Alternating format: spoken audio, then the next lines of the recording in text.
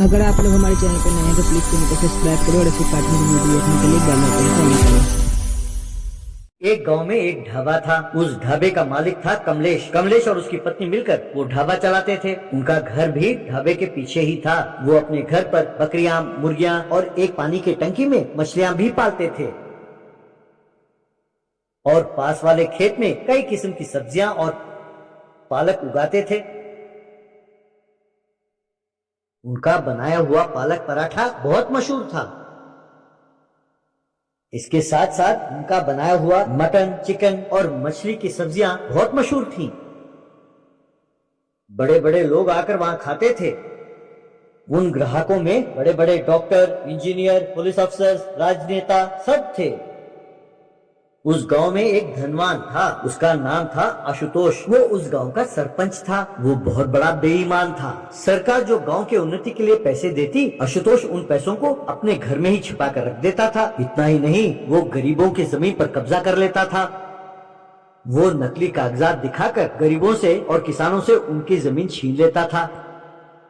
यूं उन लोगों से जमीन छीनने के बाद आशुतोष उन लोगों से, क्यों भैया, तुम लोगों को परेशानी क्या है? मेरे दादा परदादा के जमाने से ये जमीन हमारे नाम ही है। चाहो तो ये कागजात देख लो। भाई मैं तुम लोगों को क्यों ठगूंगा भला? इतने साल मेरे खेत को इस्तेमाल करने के लिए उल्टा तुम्हें मुझे पैसे देने होंगे, लेकिन मैं बहुत बड़ा दिल वाला हूँ, इसीलिए उल्टा मैं तुम्हें पैसे देता हूँ। ये लो, रख लो। तब उसका वकील, हाँ भैया ले लो ले लो, अगर तुम कचहरी के चक्कर में घूमोगे तो ये पैसे भी हाथ से जाएंगे तुम्हारे, ले लो। जैसे ही किसान वो पैसे लेता, आशुतोष अपने आदमियों से कहकर उसे धक्के मार के वहां से निकाल देता।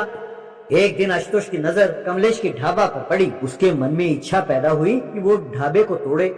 कुछ नकली कागजात बनवाकर आशुतोष वकील और अपने गुंडों के साथ वहां पहुंचा।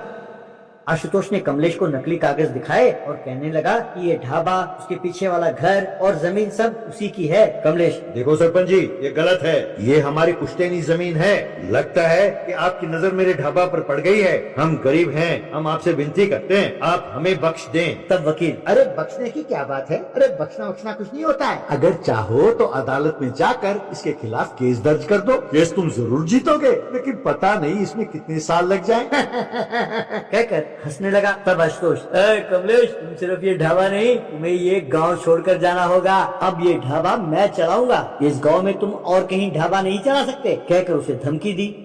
इस तरह मायूस होकर कमलेश और उसकी पत्नी को वो ढाबा बंद करके गांव छोड़कर जाना पड़ा। इस तरह वो शहर पहुंचे और कचहरी के सामने एक ठेले पर पालक पराठा और पालक की सब्जी बनाकर बेचने लगे और उसी फुटपाथ पर एक प्लास्टिक के टेंट में रहने लगे।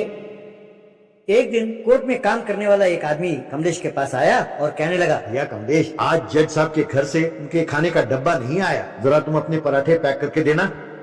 कमलेश ने उसे पराठे पैक करके दिए। थोड़ी देर बाद वो व्यक्ति फिर लौटा और कहने लगा, कमलेश, जज साहब ने तुम्हारे पराठे खाए और पूछने लगे कि ये पराठे किसने बनाए, कहाँ है वो, उसको लेकर आओ। ये सुनकर कमलेश और उसकी पत्नी थर थर कांपने लगे। कमलेश, क्यों भाई, क्या हो गया? जज साहब को हमारे पराठे पसंद नहीं आए? तब वो व्यक्ति, पता नहीं क्या बात है, उन्होंने तुम्हें बुला भेजा है। इस तरह उन दोनों को लेकर वो आदमी जज के कमरे में ले गया। दोनों जज के सामने खड़े कांप रहे थे। कमलेश डरते हुए, जज साहब, क्या आपको पराठे अच्छे नहीं लगे? अगर स्वाद ठीक नहीं है तो हमें माफ कर दीजिए। तब जज साहब, कमलेश, डरने की कोई जरूरत नहीं है, हमारे पराठे बहुत स्वादिष्ट हैं, इसीलिए हमने तुम्हें बुला भेजा है। तुमने मुझे पहचाना? जब मैं वकील हुआ करता था तब मैंने तुम्हारे ढाबे में कई बार ये पराठे खाए हैं। जब से मैं जज बना हूँ बाहर जाना होता नहीं है, इसीलिए मैंने तुम्हारे पराठे नहीं खाए। इतने दिनों बाद वही स्वाद आज मिला है मुझे पराठे में, इसीलिए मैंने तुम्हें बुला भेजा है। भाई, गाँव का ढाबा छोड़कर तुम यहाँ क्यों चले आए? यूं पूछा। तब कमलेश ने अपने साथ हुए अन्याय के बारे में जज साहब को बताया। जज साहब को गुस्सा आया।